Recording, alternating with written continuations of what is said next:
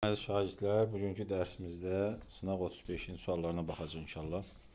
Birinci sualdan həmən başlayaq. Sovet hökuməti hakimiyyəti dövründə Qarabağın dağlıq hissəsinə muxtariyyət verilməsi nəticəsi nə oldu?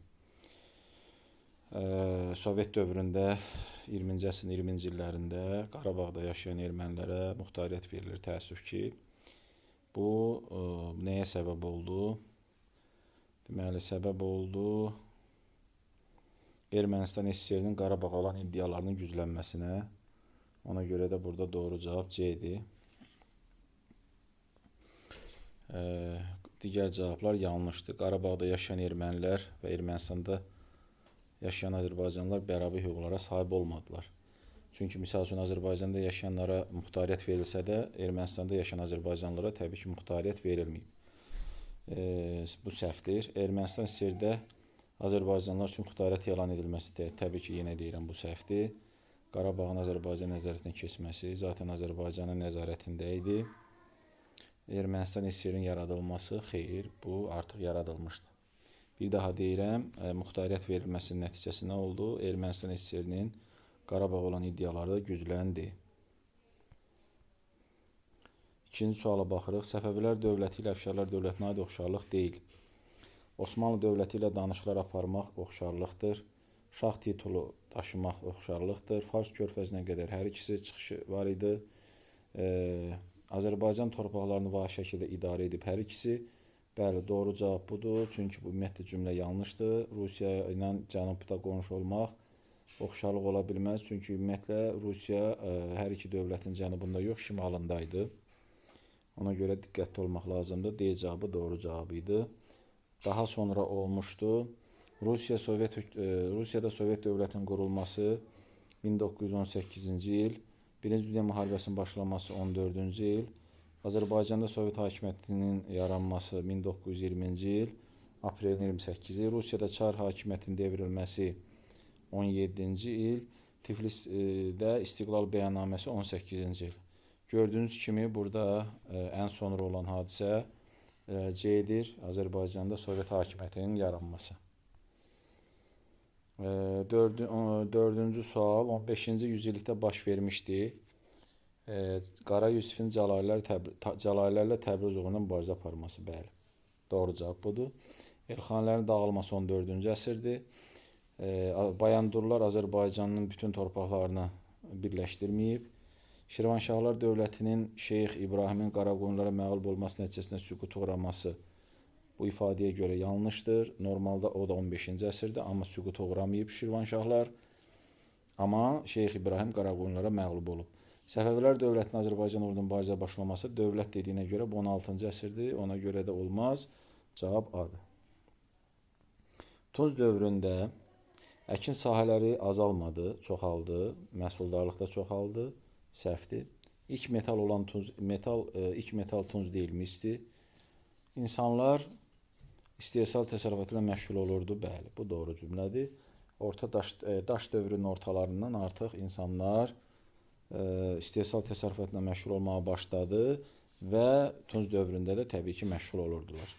Yəni əkinçiliklə, maldarlıqla və sənətkarlıqla məşğul olurdular. Ovçuluq insanlar mühüm yer tutmağa başladı bu daş dövrünün ortalarından. Misdən ilk alətlər hazırlanıb, mis dövründə və yaxud daş dövrünün sonları da götürmək olar. Ona görə də burada doğru cavab C-dir.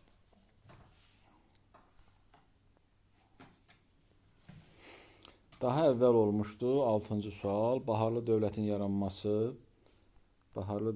yaranması deməli 15-ci əsrin birinci yarısı, Naxçıvanın Azərbaycan Atabəylər dövlətinin paytaxtına çevrilməsi 12-ci əsr, Ağqoyunlu Osmanlı müharibələrinin başlaması 15-ci əsrin ikinci yarısı, sonra Rusların Azərbaycan torpaqlarına ilk yürüşü 10-cu əsr, Səlcuq dövlətinin Şirvanşahlar hala salması 11-ci əsr.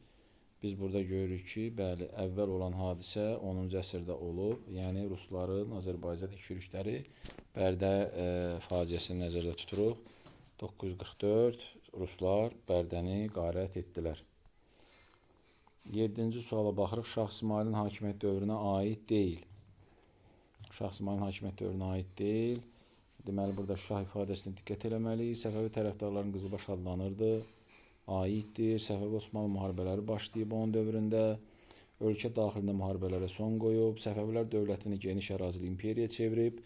Doğru cavab C-dir. Niyə aid deyil Şah İsmayıla? Çünki Təbrizi tutanda, Qonunun paytaxtı Təbrizi ələ keçirəndə İsmayıl hələ şah deyil idi. Ona görə şeyx idi hələ ki, tutandan sonra şah titulu götürüb. Ona görə doğru cavab burada C-dir. 8-ci suala baxırıq. 1988-ci ilin noyabrında Azərbaycanda baş verən hansı hadisə xalq hərəkatının başlanğıcı oldu? Deməli, Sovet rəhbərliyin Azərbaycan SSR-ni müstəqil elan etməsi, xeyr, bu yanlış ifadədir. Bakıda xalq mitinqlərinin başlanması, bəli, bu doğrudur. Bilirsiniz ki, 17 noyabrdan, sonradan biz onu dirçəliş günü adlandırmışıq. Xalq hərəkatı başladı və biz ona həm də meydan hərəkatı da deyirik. Nə ilə başlayır bu? Təbii ki, xalq mitinqlərinin, xalq çıxışlarının başlanması ilə, yəni insanların mitinqlərə toplaşması ilə. Digər ifadələr yanlışdır. Gəldik 9-a. Ərdəbil şəhərinin orta əsrlər dövrünə aid deyil. Diqqətli olmalıyıq. Yəni, biz elə şey götürməliyik ki, Ərdəbilə aid olan və orta əsr olanı yox. Elə şey olsun ki, ola bilər Ərdəbilə aid olsun, amma orta əsr olmasın. Qədim dövr olsun və yaxud yeni dövr olsun. Bu zaman o doğru cavab olacaq. Baxırıq, burada Eldənzilər dövlətinin tərkibində olub Ərdəbil. Bəli, çünki Eldənzilər zaten Azərbaycanı birləşdirib. Bu aiddir. Şeyx Səfi kitabxanasının ruslar tərəfindən qarət edilməsi doğru cavab zaten budur. Çünki bu 1828-ci ildə olub. Artıq bu nə deməkdir? Bu 19-cu əsr, yəni yeni dövrdür. Ona görə orta əsrdən olmur. Dolayısıyla orta əsr dövrünə aid deyil. Bu cavab B-dir. Səfəvi şeyxləri tərəfindən təbii ki, idarə olunub orta əsrlərdə, Sazilərin paytaxt şəhərlərdən biri olub, bilirsiniz. Və Yadelli əsarətinə qarşı mübarizə mərkəzlərdən biri olub. Çünki Bəz qalası harda yerləşir? Ərdəbil yaxınlığında yerləşir. Ona görə də bu da orta əsrlərdə 9-cu əsr. Təbii ki, ona görə cavab B-dir. 10-cu suala baxırıq. Azərbaycan SSR 20-ci əsrin 40-cı 50-ci illəri tarixinə aid deyil. Deməli, Ermənistan SSR-də yaşayan soydaşlarımızın deportasiya edilməsi Azərbaycan SSR-yə bu aiddir. Xalqımızın faşizm üzərində qələbədə böyük töhfələr verməsi, bəli, bu da aiddir.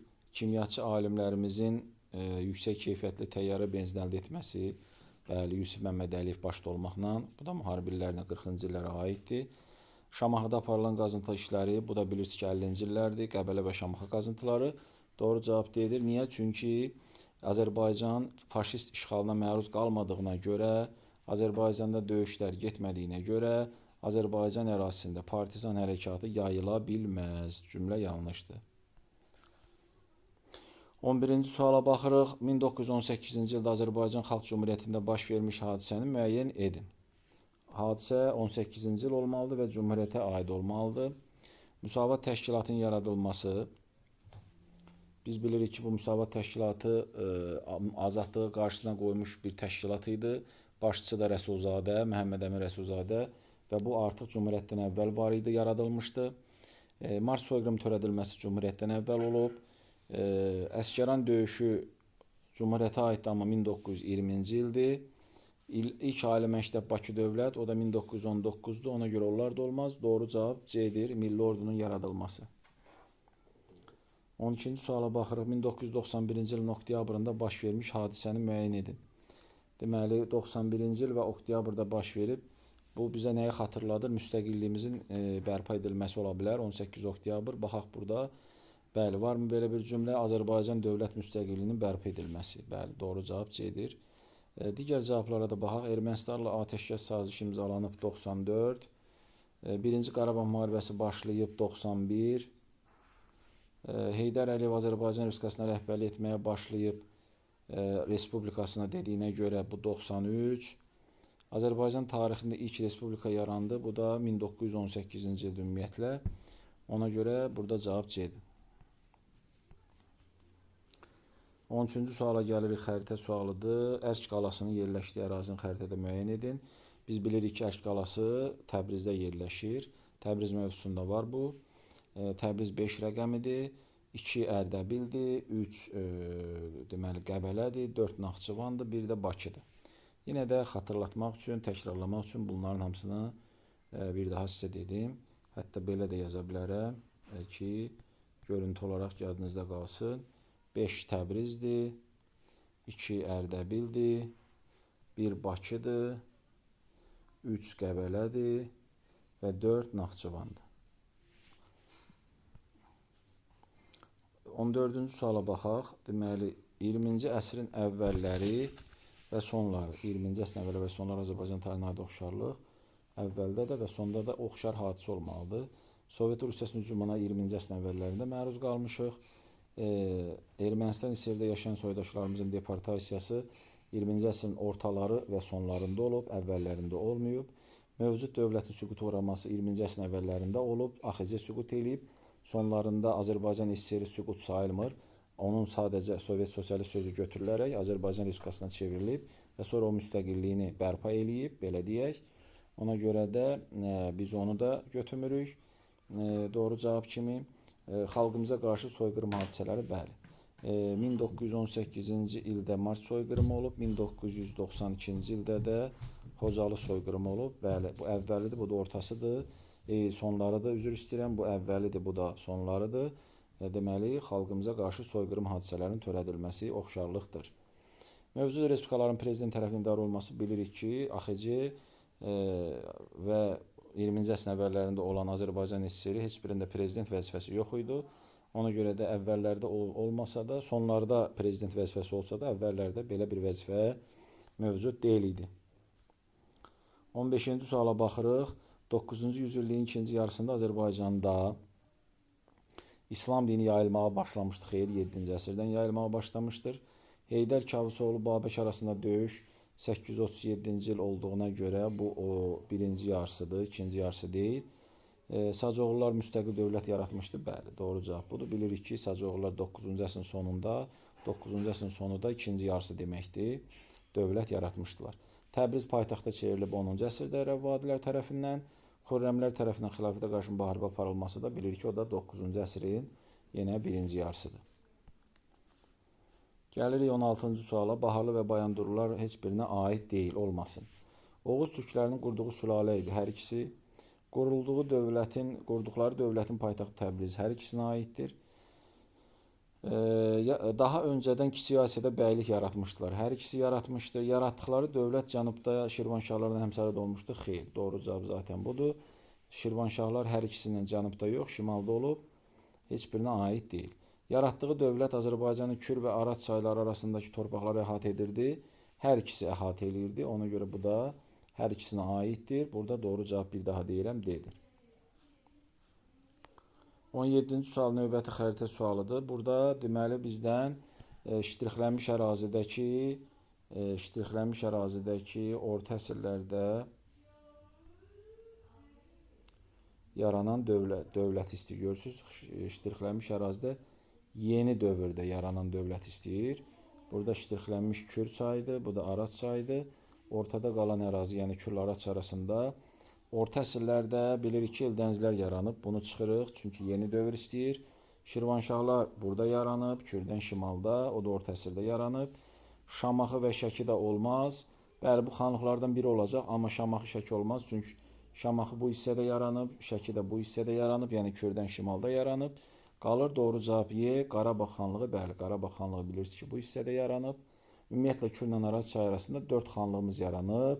Yeni dövrdə biri Qarabağ xanlığıdır, biri Gəncə xanlığıdır, İrəvan və Naxçıvan xanlıqlarını götürmək olar. Deməli, bu da belə. Geçdik 18-ci suala. Azərbaycan 20-ci əsrin 80-ci illərinə aid olmayan hadisəni müəyyən edin. Meydan hərəkatı adlanan xalq çıxışlarının başlaması aiddir. 88-də başlayır. Ermənilərin ərazi iddialarına qarşı mübarizə aparmışıq. Təbii ki, bugün də aparırıq. Azərbaycanın SSR-nin tərkibində olması bəli olub 1991-ə qədər. Azərbaycan Respublikasının Avropa dövlətləri əlaqələr yaradılması təbii ki, bu doğru cavabdır. Çünki 80-ci illərdə hələ Azərbaycan Respublikası yoxdur. Ona görə də doğru cavab D-dir. Qarabağın dağlıq hissəsinin Ermənistan SSR birləşdirməsi tələbinin irəli sürülməsi bilirsiniz ki, ermənilər 88-ci ilin əvvəllərindən artıq bunu tələb etməyə başlayırlar və beləliklə Qarabağ münaqişəsi başlayır. 19-cu suala gəlirik. Bakı nefti 2-ci Dünya müharibəsində hansı rol oynamışdı? Əlbəttə ki, faşizm üzərində qələbədə həll edici rol oynamışdı. Baxaq cavablara. Alman ordusunun enerji ehtiyacını ödəyirdi. Xeyr. Almanlar onu ələ keçirmək istəyirdi sadəcə. Sovet ordusunun mühərrik yanacağı tələbatını təmin edirdi. Bəli, doğru cavab budur. Faşistlərin tanklarına əsas yanacağı ola bilməz. Neft hasilatı müharibə illərində dayandırılmamışdı, artırılmışdı. Bakı nefti yalnız sənaye məqsədi ilə deyil idi, müharibə ehtiyaclarını ödəmək üçün, yəni tankların və təyyarələrin yanacaq tələbatını ödəmək üçün təbii ki, istehsal olunurdu. Gəlirik 20-ci suala. Deməli, uyğunluq pozulmuşdu. Manna süqut edib eradan əvvəl 6-cı əsrdə, düzdür. Atropatinanın ən böyük gölü Urmiya gölüdür. Atropatina dövləti yerləşirdi Arazdan cənubda. Azərbaycanın şimalda yaradan ilk dövlət də Albaniyadır. Özüm bilərək C cavabını saxladım. Bəli, bu doğru cavabdır. Burada uyğunluq pozulub. Çünki Eldəncilər dövlətinin ilk sultanı Arslanşah deyil. Kimdir? Qızıl Arslandır. Arslanşah Səlcuq hökmdarıdır. Eldəniz onun atabəyi olmuşdu. Sonra Eldənizin vasitəsilə o sultan elan olunur. Eldəniz özü də böyük atabəy. Bir daha xatırladıram.